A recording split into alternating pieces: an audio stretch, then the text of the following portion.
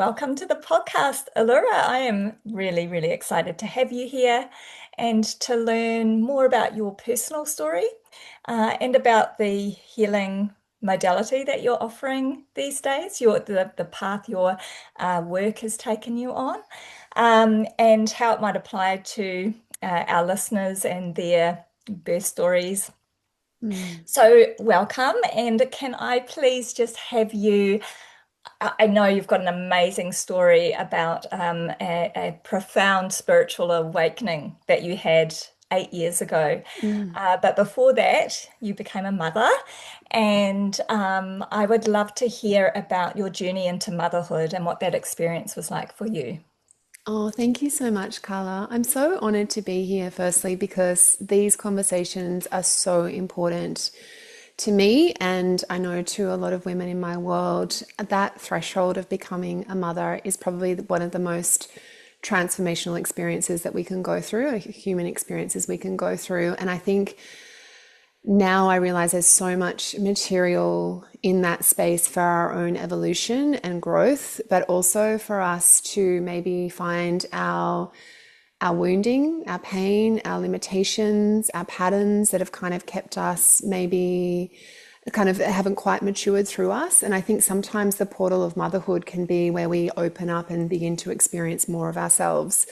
So I know that definitely happened for me. I had my first baby 16 years ago in September. So I have a 16-year-old, a 14-year-old, and a 12-year-old.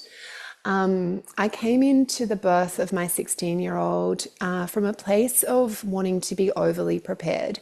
I could feel that I had a lot of anxiety and fear around the birth space. So I met that by doing every birth class I could, trying to understand all the processes that might, support me, the hypnobirthing, the breathing. I went with an Indian practitioner that taught me a lot about massage and connecting with the baby, and the red tent concept of really like securing the space after you give birth, and being in that really sacred postpartum period. So I really went very far into the preparation zone to become a mum. It was really important to me. It was something I really wanted. And I think giving birth was the beginning of the unraveling of realizing that as a mum and, as a human in general, we can't always create the experience that we want to have, because other forces are there to evolve us and to change us. And my birth with my first boy was really deeply traumatizing for me and very deeply affecting for me, because I went into the space really wanting a very safe, natural birth. And I really advocated for that strongly with my midwives. I was with a midwife team. And I was very clear. I came from a medical background. My father was a doctor, and I knew all about the interventions. And I was like, look, I really don't want interventions. I really want to have this natural birth. And I think I was really, really strong about that. In fact, I think I was almost too strong about that, to the point where I was in labor for about 8 hours. And then I came to the point of pushing the baby out, and the pushing period lasted for 3 hours. So I was bearing down on a stool. I had, a beautiful water birth experience up till then. I'd been in the bath. They'd got me a birthing stool. I was bearing down. And in retrospect, the baby, my son, was actually stuck. But they let me push for 3 hours and encouraged me to push for 3 hours. And unbeknownst to me in that time, he was suffering a huge amount of trauma. And I didn't actually get probably the support I needed to get him out at that point. So after 3 hours of pushing and taking full responsibility that it was my job to get this baby out, and not actually having the baby monitored properly in that time either, I did end up birthing him. And they put him on my chest, and they realized that he wasn't breathing. So they picked him back off my chest and pushed the emergency button, and the emergency neonatal team came in really quickly to try to resuscitate him. And I just remember that moment of just pure panic and fear. It was like I was so connected to that little baby, and then all of a sudden he was out and he was gone, and he was on, the table trying to be resuscitated. And I don't really have a really clear memory of what happened, but I think they wheeled him out pretty quickly because he needed to get to ICU to be supported. And then I began to hemorrhage, so I was bleeding, and I needed support to stop the bleeding because there'd been quite a big fracture from his delivery. And I just remember this feeling of like, I think the sense of being separate from him was like a death for me. It was like this huge part of me died in that moment because I was like, that precious part of me that, I've birthed into the world is gone, and I don't know whether he's survived or not survived that. And I just remember feeling this deep pain arise in me that was just very, very difficult to express, but also just difficult to experience. It was very traumatizing for me. It was probably a couple of hours later that I still didn't realize, I didn't know what had happened to our baby. My husband was with him at the time. So eventually someone came in and I said, "Is my baby okay? What's happening?" And I really hadn't been communicated with very well. And they said, "Yes, he's made it. He's okay. And he's going to be okay." And it was just in that moment that every cell of me was like, I need to be with my baby. So we ended up, staying in ICU for 10 days, which was the beginning of my mothering journey. And he went through all sorts of different things. They thought he might have had encephalitis, not encephalitis, they had something else, sorry, I can't even remember what it was now. But they had to do a spinal tap to check his spinal fluid and a lot of different things. Anyway, we managed to survive that. And after 10 days, we went home together, and I had to begin to find a way through that, which was really confronting to do. And I was very much alone in that as well, because I'd had this concept of the red tent in my mind that I just had to be alone with my baby. And I think unconsciously I shut out the support of my family after that trauma, because I had this really clear idea that this was the thing to do. You stay alone and you bond with your baby and you don't have too much support. I think I'd been encoded to think that was the right way.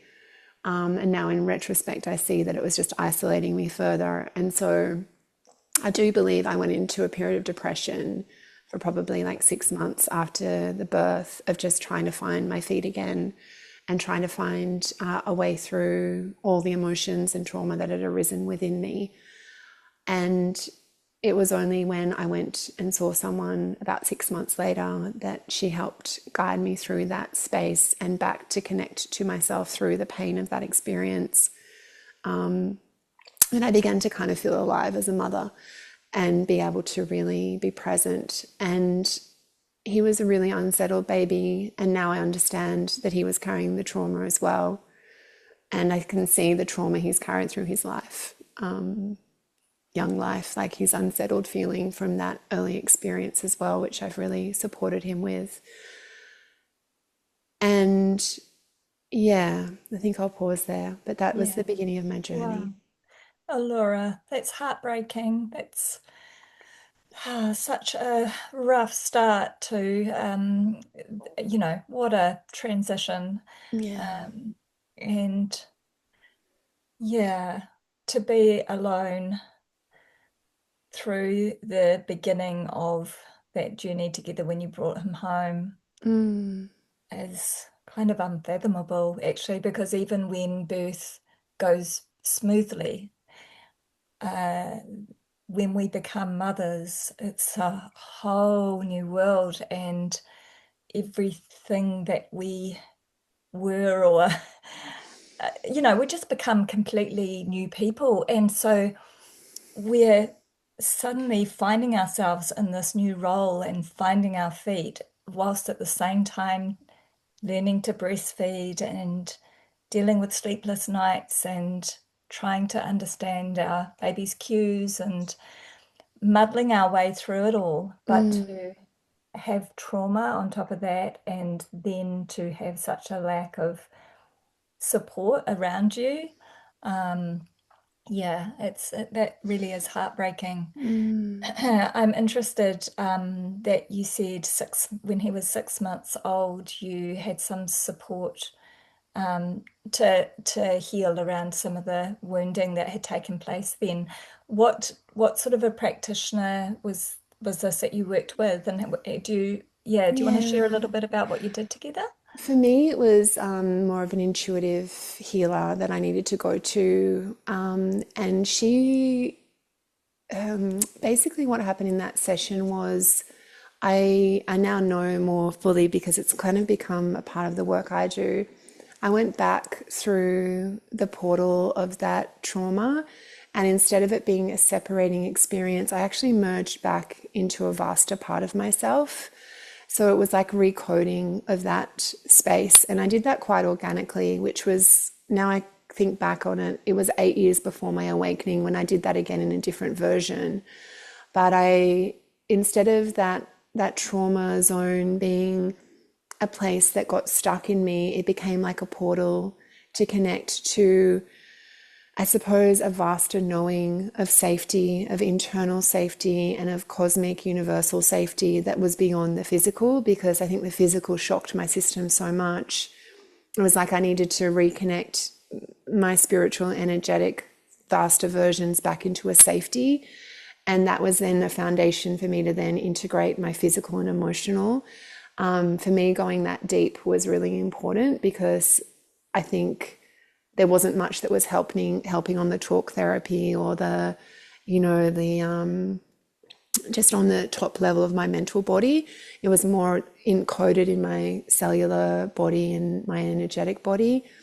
And so to go there and to have that space held, and I remember actually falling off my chair at one point and going into what I now know as the void, which is this incredible cosmic place where there is the quantum field of all potentials, all timelines in this pure darkness. And I think in that place, I found another potential in me and another timeline where I could become a mum after something like that happened. Because I think there was a really big part of me that was like, hold on, I did everything I could to make sure that was a safe experience for me and my baby, and it wasn't. So how do I reconcile that part of me?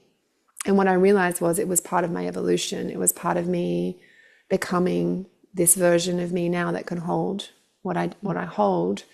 So it was, yeah, when I saw it from that angle, it became less dense and less trapping and more free. And I think that really allowed me to then connect. And from there, I found a beautiful mothers group that became lifelong friends. And I began to bring my family into the fold more. And they were really willing to be there. And I think there was some pain caused, with my mom and my dad about not being able to be there. It was this very paradoxical space that I had to look at as well, my relationships to my mom and my dad, and how I kept them sort of out of that. And that was very humbling to look at that and go, actually, I really want you there. And I went on to have 2 more babies, and my second baby, I opted for full medical support. I also was like, can I please have an epidural? I want you monitoring me. I want the baby monitored. I want to be monitored. I just want to be like, really supported in all this, because I had so much fear. And my third baby, she literally flew out from first contraction to her arrival was, I think, 45 minutes. We barely got to the hospital, and I opened my legs and she was there, which was also a bit of a shock in itself. I was like, hold on, are we done yet? Is that it? So, I went on to, find a lot of healing in those births as well, and experienced all sorts of different pathways to giving birth. And I think for me, in the end, it was just about honoring what feels safe and what feels aligned in that moment without taking on too much of the programming that there's a right and wrong way to give birth, or that there is a safe and an unsafe way to give birth. And I think there's a lot of material out there that says we have to do it this way as the best outcome. And for me, in retrospect, I think it was unfolding me as a parent to be like, actually, there is no best outcome. There is only the outcome and way that is best for you and your baby. So whatever choice you make in that space, it's going to be one that you can honor for yourself. And I think that's really important for women to hear and not feel like they have to perform in the birthing suite and either be very natural or, be very medicated. Like it's going to have to be in the moment connection to what you guys need, like the baby and yourself. Yes. Yes. Yes, I say this so much in my work. No matter what choices mothers are making around their birth, whether they are choosing an elective cesarean or they're choosing to birth, unassisted at home with just their partner, and every choice in between those two, I guess, extremes, those decisions are made based on what feels safest for the mother. Because I tell you what, nobody wants a safe, positive outcome through the birth experience for that baby and for themselves more so than the mother. And I think we are too quick, and it is a lot around our programming. You're right, to judge people for the choices they make. Oh, why would she do that? That's so risky. Or why would she choose that intervention? It's harmful. Or there's just all these judgments that are made. But if we come back to the truth of it, it's that, nobody knows what's best for that mother and that baby more so than she does. And what feels safest for her is going to support her to have the most positive birth experience. Because it's that lack of safety, that lack of support or understanding or like agency, ability to make choices for yourself around what's happening, and to feel really seen and heard in your experience that causes a lot of needless trauma out there. Yeah. Yeah, yeah, absolutely. Mm. Yeah. You talked a little bit before about your son acknowledging that he would have experienced his own trauma, and you said you've helped him to work through that. And I'm so interested to hear more about how you've gone about that. But I'm not sure if this is something that you were doing that you knew how to do, or that you were doing consciously before this spiritual awakening 8 years ago, and all that's come through for you since then. Um, yeah, Yeah. if before, then share away. Otherwise, let's hear about this experience you had 8 years ago. Yeah. Yeah, why don't I offer that? And then it kind of interweaves, I Yeah. think, with the story that and the journey that I've gone on with my children as well. And yeah, so 8 years ago, I had my three kids at that point, and I had four, six, and eight. I had them very close together, so they could be closer, but for me, it felt very close together. And the intensity of that was a lot. So being pregnant and breastfeeding nonstop, and at that point, my 4-year-old was still breastfeeding because my breastfeeding journey ended with my older two because the next one was on the way, and my youngest, I was kind of still in the breastfeeding mode. So my body had gone through a lot of, investment in the child raising experience, and I as a design was just so deeply committed to being a mum. That was probably my greatest level identity. And next to that was being a partner and a wife. At that point, my husband was very emotionally dysregulated and under a lot of financial pressure. And really, I felt like I was the shock absorber for our family. I was really taking on a lot of the emotional dysregulation that he had. And I was also trying to survive every day with little kids and trying to make sure they were okay. I was suffering, separation anxiety from my youngest, when she'd go to kindy, and, I was always worrying about my other two and social things. And I felt very overwhelmed as a mum. and a lot of fear and a lot of survival kind of coming through that space. A beautiful girlfriend said, look, do you want to go on a meditation retreat? And I was like, oh, this is my first holiday in like 9 years from being pregnant to now. And I, on my own, of course. And I said, yes, I'd love to go. So I hadn't really done any spiritual practice or much meditation or anything. I think I was kind of inclined to being a bit of like a spiritual human, but I wasn't really in any form of practice or really doing anything with it, just literally surviving. And went to this retreat, and the energy was just phenomenal as I stepped in. It was on the Sunshine Coast. There was like 1,000 people there. It was huge. And on one of the middle days, we went down to the beach to do a walking meditation on the beach. And when I stepped onto that sand that morning, something felt really strange in my body. And I could feel this heaviness overcoming my body. And it was like I couldn't stand. So I was like, okay, I'm just going to lie down on the beach. And then I felt consciousness almost moving from my toes all the way up my body, out the top of my head. And I was like, oh my gosh, what is happening to me? And it was almost like you see in the movies with those near-death experiences where you're above watching your body. So I had that experience of, oh, my body's on the ground. I'm no longer in my body. And there was nothing I could do. I was going, and I just had to kind of surrender to that. So as I went higher, my consciousness merged into this very bright white light. And that really bright light was kind of, I feel now, like a bit of a portal, and it's a portal we kind of hear about when people die. So it was kind of like a near-death experience for me. And then I merged into what I call the void, which is the infinite field of, it's pure black, but it feels like eternal time, infinite space. And I just became merged with, my consciousness became merged with that. And I didn't realize this, but after I found out, I was actually out of my body for a really long time. It was over an hour, almost an hour and a half, which when you have a near-death experience, you often hear about people kind of leaving, being out a couple of minutes and coming back. I was out a really long time.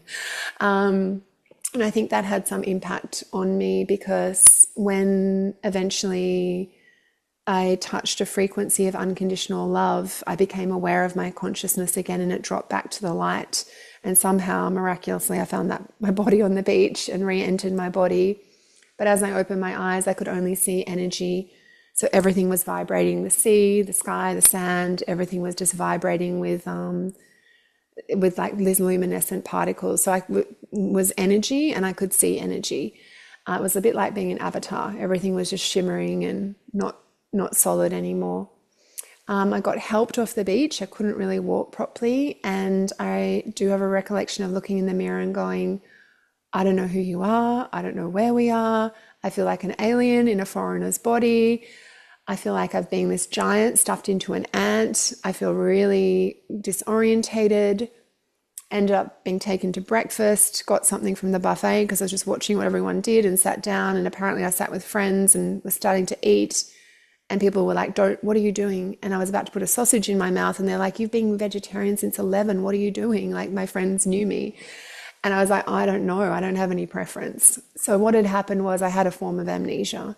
And this form of amnesia was almost like the identity that I'd been carrying kind of got lost in that whole journey.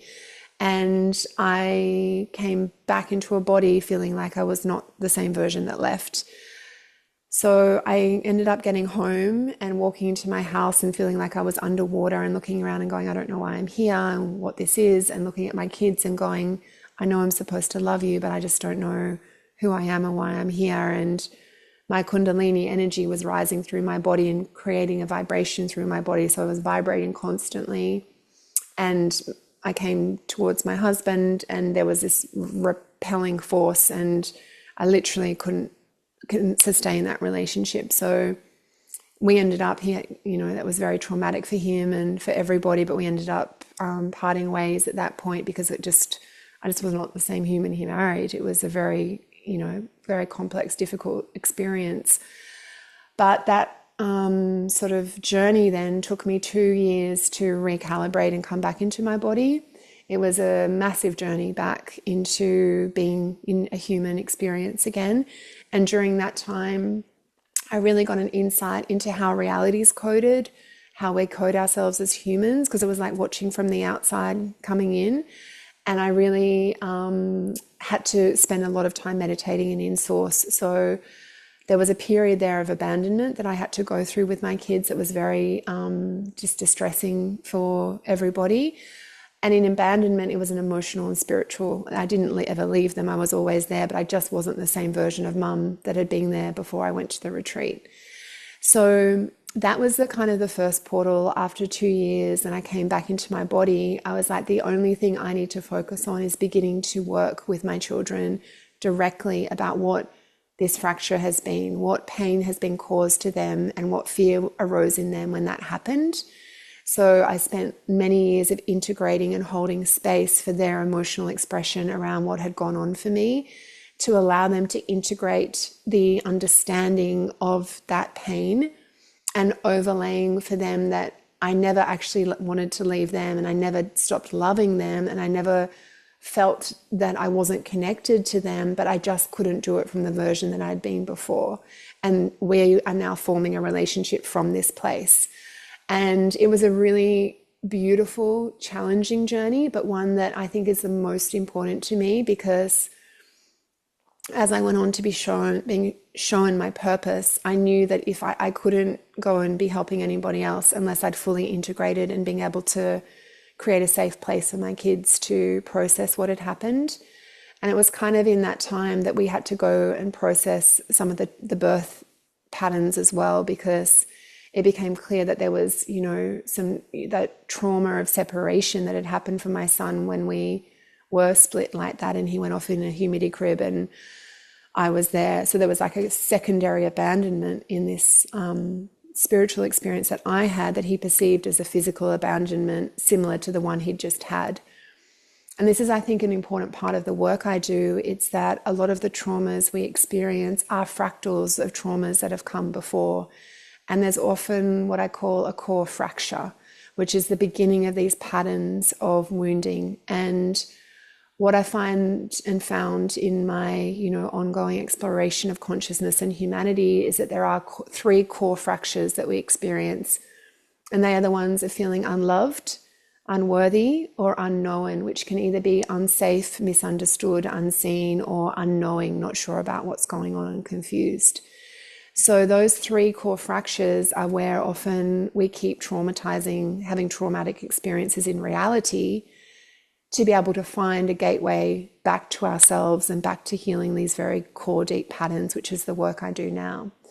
So yeah, the kids were a very important part of that journey. And just to fast forward now, as I said, I've got a 16, 14 and 12, very stable, beautiful, individuals that are becoming really very much their own people, and very clear about the processing of emotions and voicing their needs around feeling, loved, worthy and understood. And my wonderful co-parent has gone on to meet a beautiful woman, and they just had their own baby this year, who I'm consider myself a stepmom to, because, it kind of goes both ways.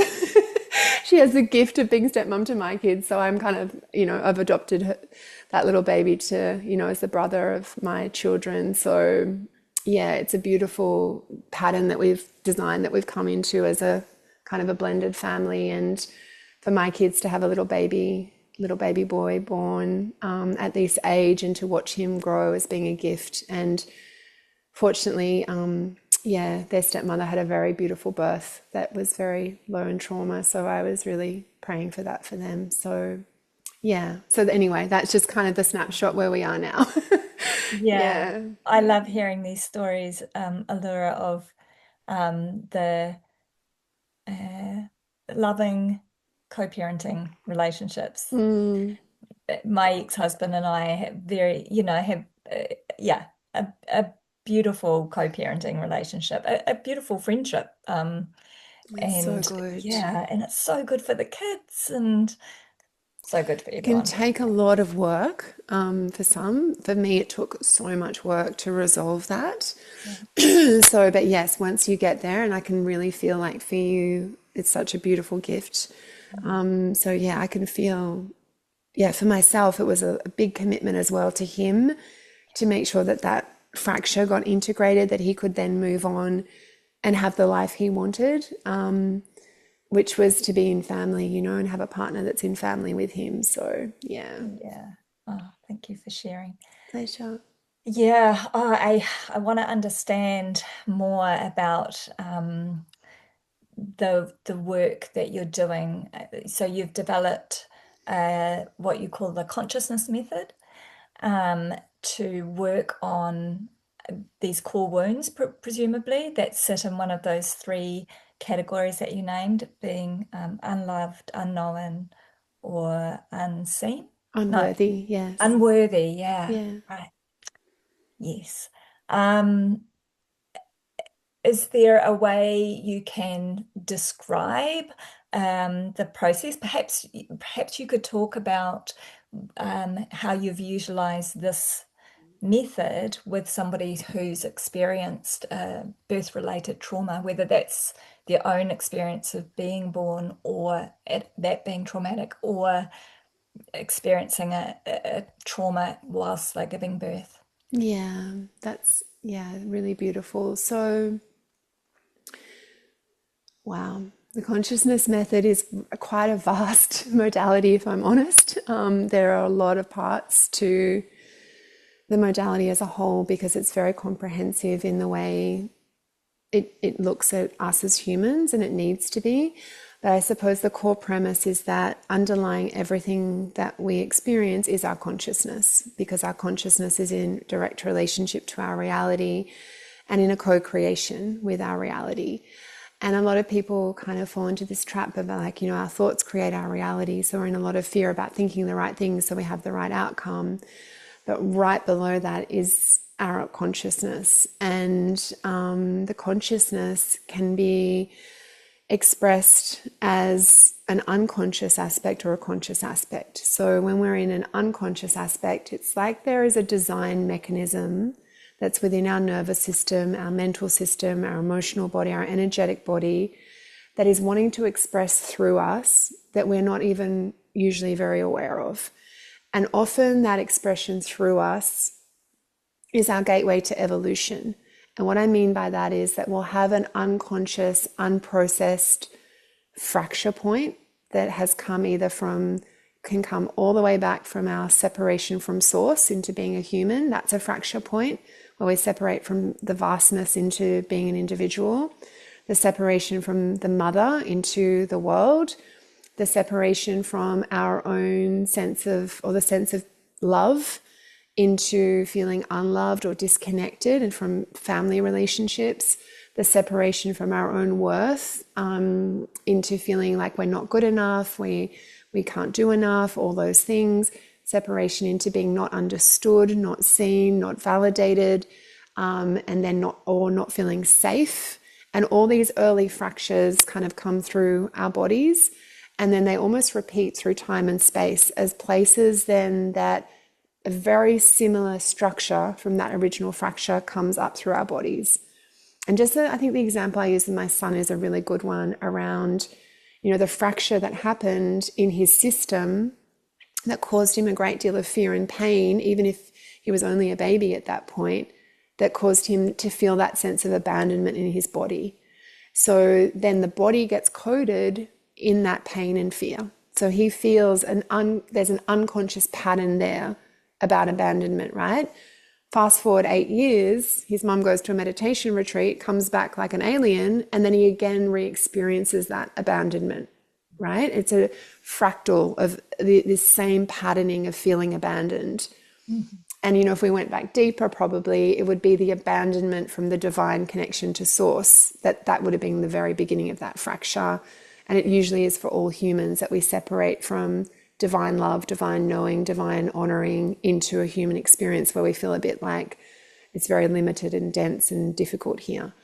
So that fracture is something that we can apply consciousness to and look at it not from being what I call a victim to our reality, where bad things keep happening to us and we need to change something superficially to stop them from happening, to going deep underneath and looking at what is the core pattern that's informing that structure of reality that's coming out around us. Mm. Often when we do that, we need to go into places that are very well protected in our body. So I work quite extensively with fear and pain that are in relationship to each other. So the only thing every human fears is their own pain. It's the only thing every human fears. So if you think about all your greatest fears, the only thing you will really fear beneath all of that is the pain that you might feel if that thing happens. That fear means that we're constantly co-creating with reality the things we don't want to have happen. We're like, I don't want that to happen, so I'm going to do something else, which was what happened to me. It was like, I don't want myself to have a bad birth, so I'm going to do all these things to protect myself from having a bad birth. The unconscious truth was I was fearing the pain of going through that experience. I was fearing what would happen if I went through that. So reality is responding from that and going, okay, let's create the experience so you can go into that pain. What normally happens when we go into that pain is the pain then gets stuck as trauma in our body and we never fully recover.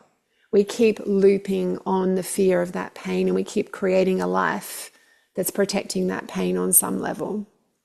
With the work I do, we circumnavigate that and we go to where the pain exists. And we go to in the body where the pain is trapped.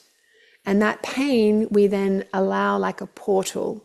And we feel the sensation and the coding of that pain and release that through our body so we no longer have to fear it.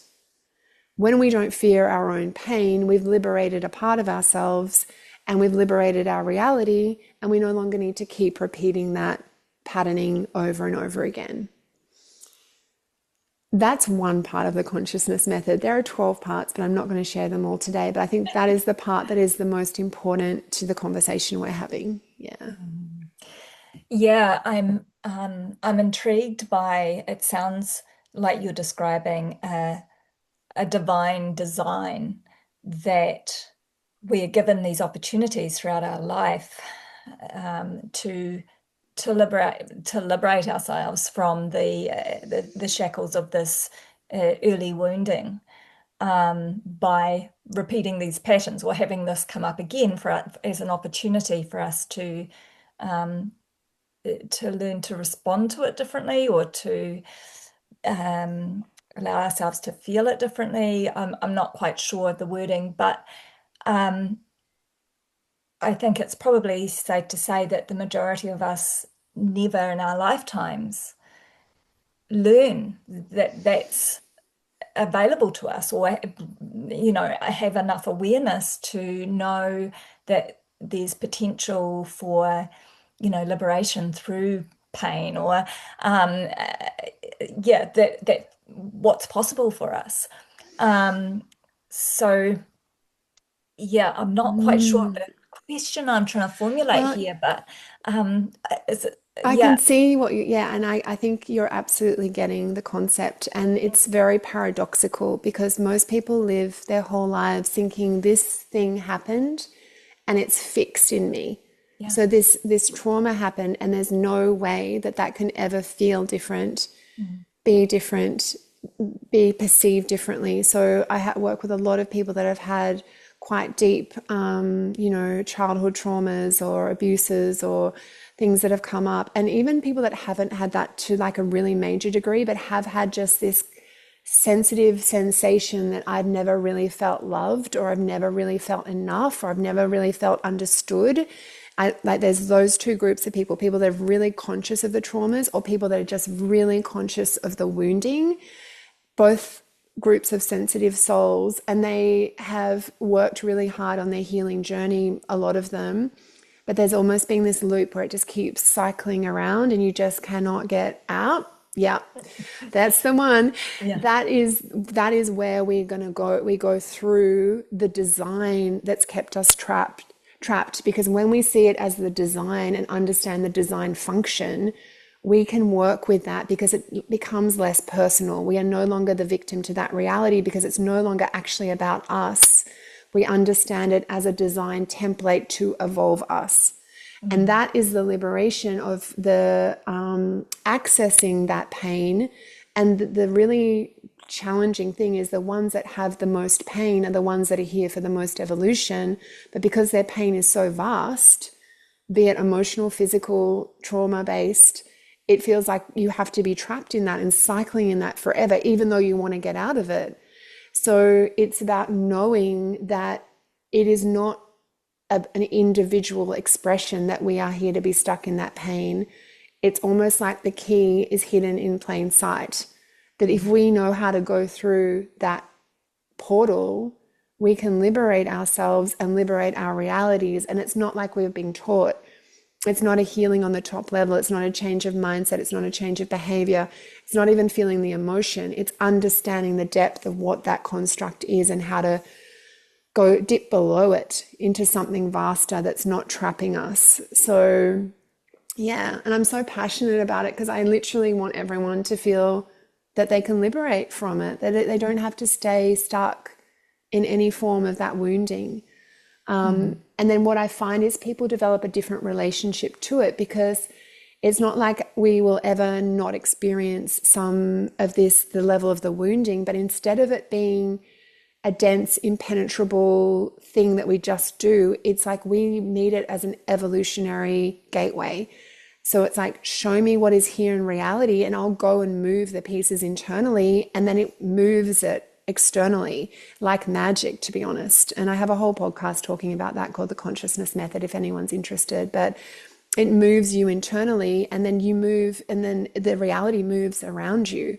And that's what we want to really realize ourselves as the conscious creators of our experience, and using all those materials that we get given, not to resist that, but to really co-create with it. Mm. Yeah. Mm. It's interesting because I feel fairly clueless about a lot of what you're describing. Like it's like, oh, Mm, this is a lot of new stuff, but at the same time, I feel really like, oh, but I kind of get it. Like it just fits with a lot that I haven't understood throughout my life. Yeah. Like so pleased to I see think that. the example came up of um, I published a book of New Zealand home birth stories like back in Wow. 2013. Yeah, it was just like it was a book of positive and empowering birth experiences because when I was pregnant with my babies, I loved reading Ina May Gaskin's Spiritual Mm, Midwifery, all of the beautiful stories of birth in there, and it felt like it was a really just a beautiful way to learn and grow and get excited about birth and what's possible and just to get oxytocin flowing. I'm sure it was reading a birth story that put me into labor with my last baby. oh. Um, but in the book, I ended up dividing it into chapters, and I have a chapter on birth and death in there. Mm, So stories of mamas. One of them lost her baby in a stillbirth, had a stillbirth, and the other one had an early loss experience. Um, and and I knew I wanted that chapter in there, but I was concerned about how that would be received by readers of the book. Like, mm, what do you mean a book of positive and empowering birth stories? And here you've got stories of baby loss in there. Like, I knew that it might feel jarring and like contradictory or, mm, paradoxical to have those stories in there. But these stories as obviously losing a baby is a massive trauma mm, and just so much grief, but at the same time these stories are so beautiful and uh, like they deserved a place in of this book course. of Yeah. positive and empowering births because these mamas were really, really supported to Mm, birth their way and to meet their babies in love and to say goodbye to their babies in love. And, a lot of baby loss experiences are really traumatic stories. mm, More from what's happened or not happened, the support that they haven't had access to, or mm, they've just gone with what they've been told to do and haven't had any. agency over their experience and how they want to birth and meet their baby and that sort of thing. Well, that's why I needed it in there. It's like, you Yeah, know, yeah. yeah, this we never know what birth and life is going to meet us with, and here's what's possible. And so, as you were talking, I was like, yeah, that's why I needed to put the stories in there. It's so fascinating you mentioned that because in my book as well, I have a chapter called Dying to the Limited Self, which is this journey of dying through the pain that the fear that traps the pain and the fear that traps our identities. So we Mm, get so limited in who we think we are, what we think we're capable of, what relationships we think are available to us because we're so trapped in a very limited paradigm and perception of reality that going through into that pain is a form of a death. And the death is actually where the rebirth happens mm, because death and rebirth are just the same frequency, same portal, same energetics. And I know when I left my body and I felt like I died and I was kind of reborn again, I was shown that very clearly that the two cannot be separated. That with every birth will be death, whether it's now or in 100 years, it's wherever that lies. But in the spiritual birth and re-death process, we can be in continual relationship with that part of us and that liberated part of us that we do not need to stay the same version of us across all space and time because we're in fear of the pain that keeps that version safe.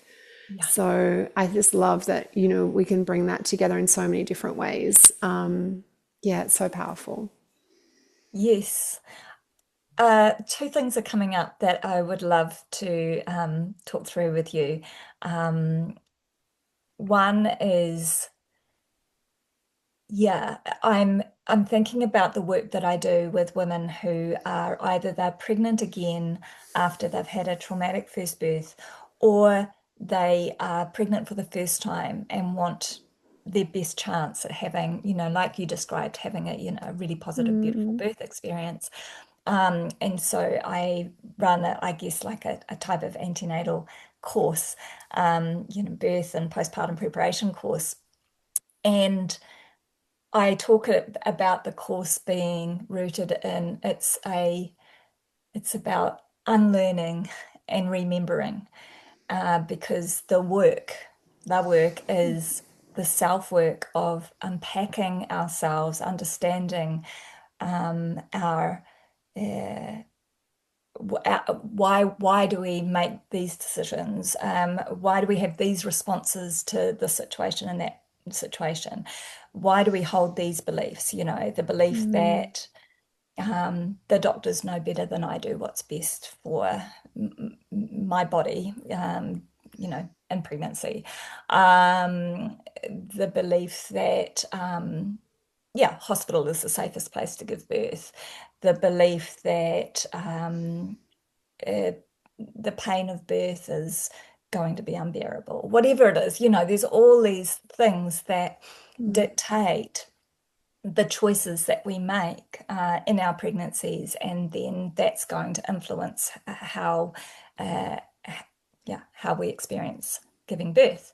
Um, and so, yeah, like I had that understanding, I think, like I think many of us do, of like there's work to do to understand, mm. why do I struggle so much to put boundaries around, people having a say in the choices I'm making in my pregnancy, for instance.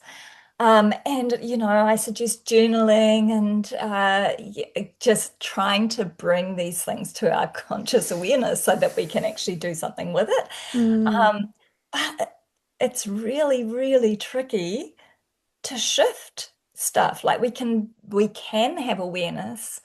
It doesn't not necessarily unconscious anymore, but we can have awareness, but then it's like, it's stuck in Yeah, these loops still. that's where So that's where yeah. I'd say the next piece comes in. That is a really, really important piece. So in healing work, belief transformation work, inner work, we can have so much kind of move and shift internally. But there's a very, very important piece that I find often gets missed, and I call it the interface. And it's the relationship between you internally and your reality. So internally, you can be, for example, like, I'm going to have all the boundaries in the world around this experience that I'm about to have. You can get in there and find that you have zero boundaries. You just cannot actualize the experience that you want to have because there's a gap. That gap is the interface. And I work directly with that gap because it's the most important gap, and why people usually don't end up having their healing result in true change is externally. But a very, very big piece in that gap is some very deep nervous system work. So your nervous system is going to be coded to the original expression, and there's going to be a deep unsafety in going beyond that expression. So say, for example, with boundary work, from a little kid, your authority is being taken away, say, in terms of your voice on some level. So you would have been told to be quiet, don't express, whatever you're feeling is not valid, I don't want to hear about it, I don't want to know about it. That all, in a deeper sense for you, was not okay for you. So that's an initial piece to acknowledge it was not okay for me when my boundaries were overstepped, right? That's the initial internal piece. The interface piece is going to demand that you begin to practice the stretching of your nervous system to enforce boundaries where you have not been able to do them before. And a part of your identity that's trapped back here will feel like it's going to die, because to enforce your boundaries will mean that you're going to have to no longer hold on to the internal sense that you don't have a voice. You're going to have to allow that part of you to die. So I am often looking with the people I work with, the beautiful clients that I have, to stretch our realities through that interface, that we have the concept here, but then we have a pathway to express it in the reality and actually stretch beyond the fear that that brings us. And it's quite phenomenal, the things that bring people into that interface and into reality. You know, it can be like something so simple as like calling your parent and asking what it was like for them as a child. You know, when you've had a lot of childhood trauma with your parent, asking what it was like for them as a child takes you to a whole nother level of understanding. And there's often like this fear about, how can I have had my childhood experience and then hear their childhood experience? That then takes away the limited identity that I'm the one that's the victim here. I have to see what kind of perpetration did they experience. And that's just one example, just to come up with an example of kind of how we do this work, but it can happen across every aspect of your life. And the things that I get people to do will be interesting to hear. And I do talk about that on a lot of the podcast, about the little things that if you that are so terrifying for someone to do, but once they cross that threshold, the inner work is becoming the reality. And then it's like, okay, we've actually got to experience that now. So I'd be saying for people that are preparing for birth, if you're finding you do not have your voice, it's finding your voice prior to the experience in lots of different areas, not just in the birth scenario. Because I think birth can be a microcosm for the macrocosm, right? It can be, where are you suppressed? Are you not able to hold your values? Where do you feel fear? Where do you feel unsupported? Where do you feel like, you know, the worst case scenario is the inevitable? It's like all that patterning is where you can go and explore, okay, how am I holding that? Why am I holding that? What can we do to shift that consciousness? Yeah. Mm. Mm. Yeah, is there any well, I guess you've just named something like what I was going to ask, is there any um without somebody working one to one with you, Hmm. or doing one of your um containers, which I would love for you to share a bit more about at the end of the podcast, so people know what's on offer, what's available if Yeah. they do choose to do this work. But are there any tools that you can suggest that people can access tomorrow? They can start Yeah. working on tomorrow, yeah? Yeah. So I think it's forming, if we go back to the pain and fear piece first, I think it's forming a more truthful relationship with where pain and fear is in the body. So, say, you know, if I ask, if I feel into the word like loss, So if I feel into the template of the word loss, and I kind of immediately go back to like the fear of losing my son, I can feel already that like that feeling spreads across this part of my body, right? You're So if I, bringing to your yeah, chest. Yeah. just the upper part of my chest. So then if I ask, what is the fear below that loss? Like it drops right down into my solar plexus, and I can sense or intuit that it's saying that I'll be out of control. So that's the greater fear underneath my loss. And if I go deeper than that, what is the pain below that? It's almost dropping more deeply into I won't be able to survive that. And that's the real pain that I'm holding in my body. And when you get like practiced in this kind of sensation, intuitive connection based exploration of your body, you can begin to map out where the programs and the pain and fear are held in the body. So you're just bringing consciousness to it. You're just expanding awareness around it. So, I think there can be you can feel in and go, where do I not have a voice? So maybe if I ask you, Carla, like, can you feel in your body if I say you don't have a voice? Can you feel that showing up anywhere in your body? Just right here. Yeah, yeah. So if you drop into Upper chest, upper lower chest. throat. So if you Yeah. drop in that and you ask, what is my greatest fear if I do not have a voice? What just organically comes from that? I'm getting like that I'll be unseen. Yeah, Yeah. yeah. And That so I'll be if you invisible. invisible, Yeah. exactly. So if you just drop one more layer into that for me, where is the pain in your body of being invisible? Yeah. It's solar plexus. Yeah. Yeah. And Yeah. so that's where your body is coding that pain and holding that pain, the pain of being invisible. And from that pain of being invisible, it's like, I fear being invisible. So I'm going to push out in reality and try and make all these ways to be visible so I don't have to feel the pain of being invisible. But reality finds a way to show you where you are invisible. So you go touch that pain. Mm. Can you Mm. feel that in your system? What am I feeling for? Sorry, so underneath the invisibility, what is the greatest pain if you're invisible, if you drop deeper into that? That there's no point in me being here. That I yeah, my existence is irrelevant. Yeah. You've just touched then the base of your program, which is the death of your limited identity. So if you no longer believe that you have to be visible because you fear being invisible, you go below that into the identity that exists that's freer beyond trying to force being seen and being visible all the time. And that's where you crack open into that pain, which it's like a portal of that void. If I don't exist, then I drop into that pure pain, which is the connection to the whole of me, to the everything that exists when we return to the source of ourselves. So then you no longer can have that, you no longer have that imprint that I need to keep fearing non-existence, Mm. keep fearing invisibility. And so then your energetic signature changes and you're no longer trying to push for that because you feel an absence of it, right? And in pushing for it from fear, you keep creating the invisibility and we go on and on and on. Yeah. Yeah. Yeah, it's so intriguing how it works. I'm thinking about, we hear those stories of women who are in really abusive relationships who keep going back. I remember watching the movie Maid, like MAID, the Mm. maid.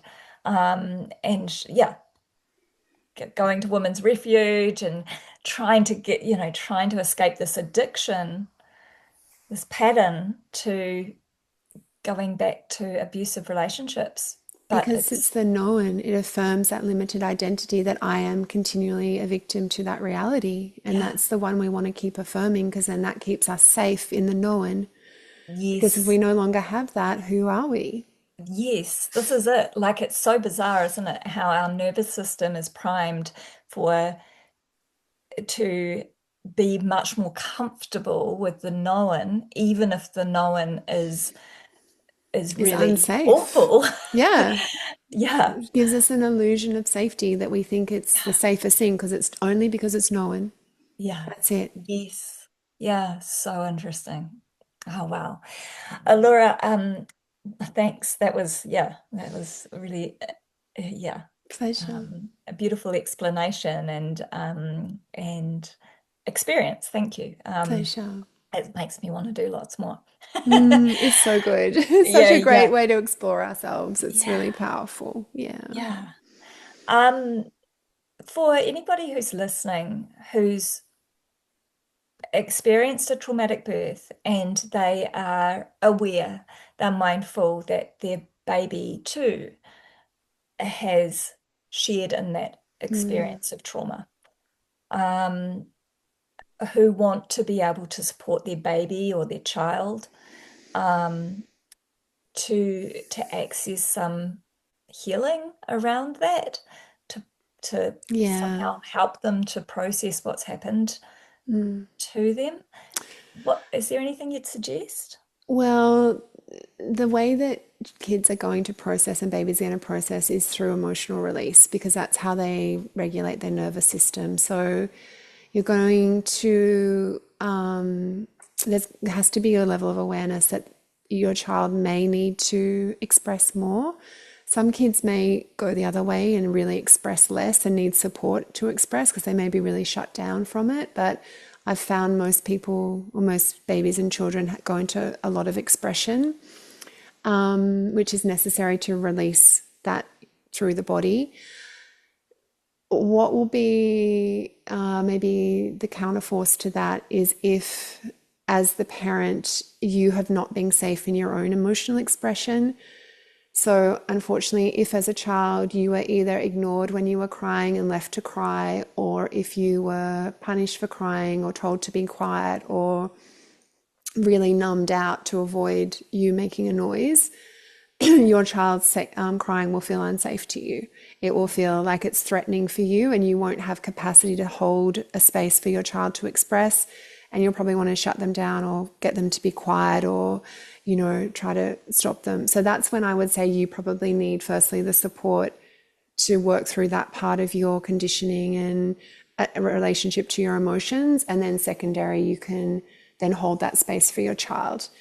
If you feel really comfortable, and I'm working with a lot of mums in my container right now that are stretching their nervous system to provide emotional safety for their children, having not had that provided for themselves. So we're doing lots of deep work internally, but then externally as well, and some incredible outcomes in that in terms of just new levels of relationship and connectivity and inner safety and safety for the kids. And often kids, once you get safe, they'll be like, oh, thank God. And they'll often go all out to kind of bring all that through. And if you don't know what's happening, a lot of people can go back to the shutdown to be like, well, I just want this to end now, instead of letting them get it to completion. So being supported to know what's happening and to get you back to a safe place is like, to feel safe in that in yourself is important. But that's the number one thing I would say, emotional release, because pain needs to be expressed so it doesn't get trapped in consciousness. And then we have the fear that creates the loops that we've just been speaking to. Yeah. Emotional release and being with your child through that. Yes, yes, Yeah. yeah, yeah, yeah, exactly. Yeah. Being the Yes. safe kind Which of goes space. against our conditioning a bit at times, right? Like you know, the whole uh babies need to learn to self-soothe or like I know, it's bullshit like that. so Um, traumatizing. what was Yeah, that? it's just very deeply traumatizing for Yeah, us deeply as traumatizing. humans Mm, to be in isolation in expression, which is really where the pain suppression begins. Because mm, there's a lot of conditioning, yeah, that we just leave kids to sort it out. And yes, they are going to sort it out and create their own internal safety by having a safe container with which to do that. And I find a lot of the work I do now is creating the safe container that got missed when people were children, so that they can feel their emotions and their pain safely, so that then they can be okay with it, right? Mhm. So yeah, there's a big job there. Yeah, I'm interested to know your thoughts on like one of the tools that I offer the women that I work with who have experienced a traumatic birth and who perhaps are struggling to bond with their baby, which is a really natural consequence of having a lack of that oxytocin love drug present at the time of birth, Mm, which happens when we're in survival mode, when we're in fear. Um, the oxytocin gets shut off. mm, So a lot of the mums who I'm working with, when they first meet their baby, don't feel that instant bond and connect. And sometimes that can be missing for a number of months or even years. So part of the work I do is helping to support women to, um, yeah, to increase that bond, to mm, connect with their baby more. And also, I talk about birth trauma as a loss experience.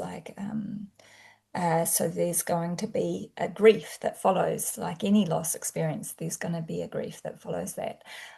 But again, because of a lot of our conditioned beliefs and what society tells us, and that a lot of women don't grieve their birth experience because they've been told to focus on the positives and it could have been worse and at least you've got a healthy baby and mm, so their emotional expression is shut down and or it's too much for them to feel the weight of their own emotions to process their own stuff whilst mm. also coping with the challenges of new motherhood. Yeah, So for one reason or another, they've they've shut down yeah. their own The emotions, their connection. grief. Yeah. So one of the tools I suggest around accessing that grief, but also helping to increase the bond with their baby and help their baby to process the experience. And I'm not sure if that's what happens, but that's just what I tell them I believe happens. Take it or leave it, Mm, is to write their baby a letter and to share with in the letter what their hopes had been for their birth and their start to life with their baby, mm, what their grief around how things unfolded, and then their hopes and vision for their relationship with their child looking forwards from here.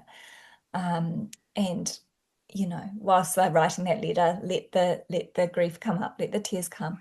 yeah, beautiful. And then I suggest to them that if it feels right to do so for them, that they might like to read the letter to their baby. And obviously, baby's not going to understand any of the words. And it's not about Mm, communicating the words, it's about the emotional expression. It's about the feelings that it's evoking as they're remembering and recalling and reading this experience to their baby and letting themselves feel the feelings and inviting their baby to be a part of that processing and healing journey mm. that It sounds like a beautiful process. yeah. Yeah, So beautiful. does it make does it make does it make sense in your mind or how you work that could um support the baby to process their experience or to access some. I think it's a beautiful tool, definitely, just to get real and clarified on what the experience was and to clarify, and like to feel any emotional residue that's there that hasn't been felt. And I often find, though, below the separation construct between mum and baby, there's usually a separation construct between the mum and their mother. So Mm, the work that I would look to do would be to go deeper to that original relationship and what imprints that's left, that are maybe repeating with the baby and the mum in this iteration, And I think that's just another layer. I mean, I think the letter's a beautiful one, but then I think for me, there's always a fractal that we can work with, yeah, and explore. Yeah, right. I hadn't thought of that, but yes, absolutely. Yeah, Yeah, our own relationship with our mother and how that might be yeah.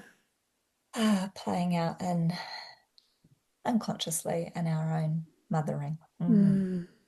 Yeah. Wow. Yeah, I've been loving this conversation. Could you share with us, Allura, what you're coming to New Zealand soon? I'm so excited. Which is Yeah. which is pretty exciting.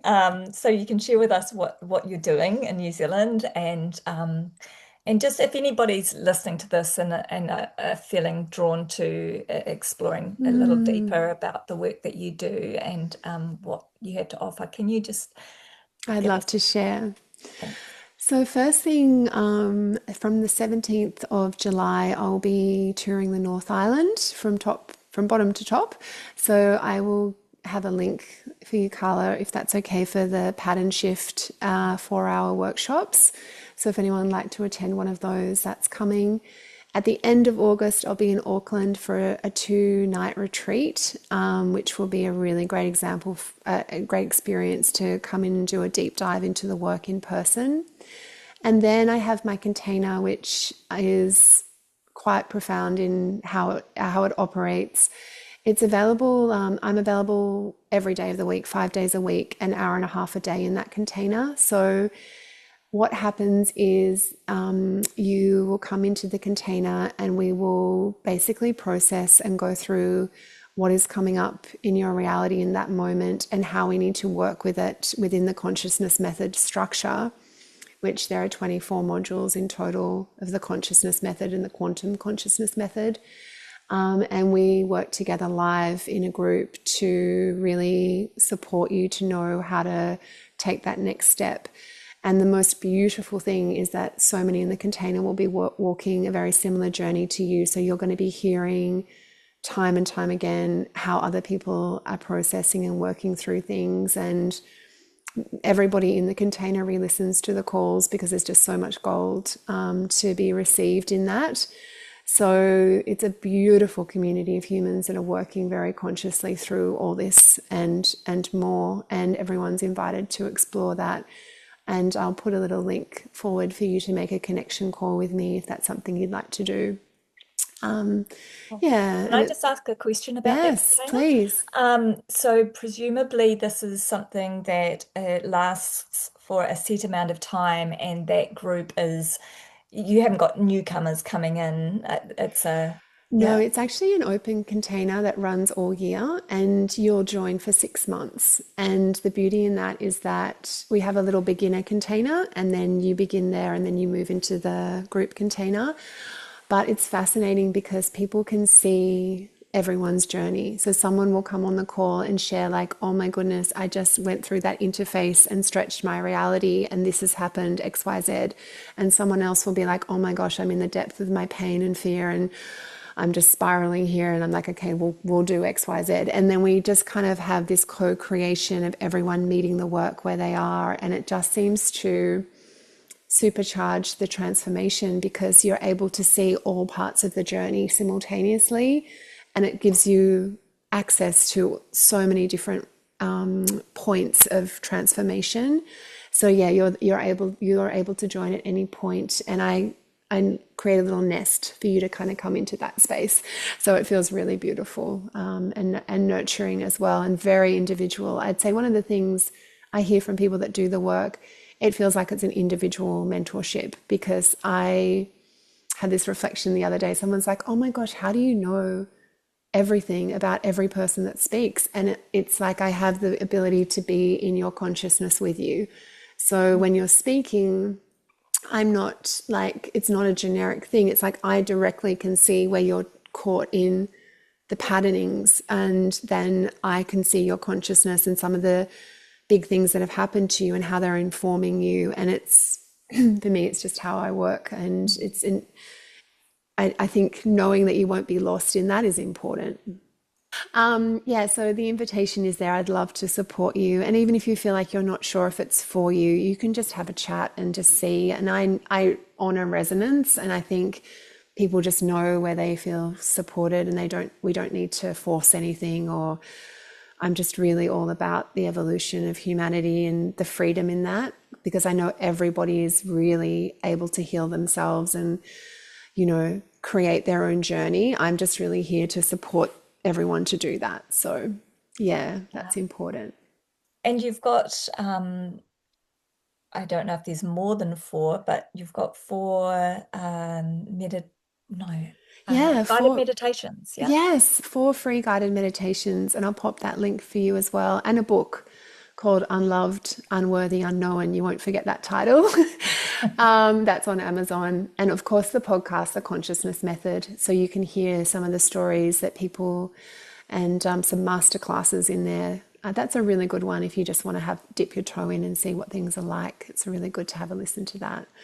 Yeah, Yeah. I listened to a couple of episodes in the lead up to this interview because I didn't know you Yeah. or your work at all until a couple of weeks ago, Allura. And yeah, I've loved listening to a Mm. couple of episodes of your podcast. So yes, I will put all of these Oh, links thank you, Carla. and yeah, in the show notes. And and yeah, I'll be joining you. Allura's coming to Tauranga, my hometown, even. Nobody comes to Tauranga I'm from coming. overseas. They go to Auckland and Wellington and Christchurch I'm doing and all the then little ones in between. So, yeah, I can't wait to come. And you have such a beautiful community. I've already connected with so many beautiful humans. So, I'm excited. And that's where it is for me. I just want to be able to touch whoever feels the resonance. And I'm really excited to be there. And Carla, I just want to say thank you so much for such a beautiful, expansive interview. It's been really a gift for me to share the story of my son's birth and my journey. So thank you for creating that space. oh, thank you. Thanks for going there, for sharing with us, and for doing this work. Like, wow, yeah, beautiful. Thanks so much for being here, Laura. Thank you, Carla.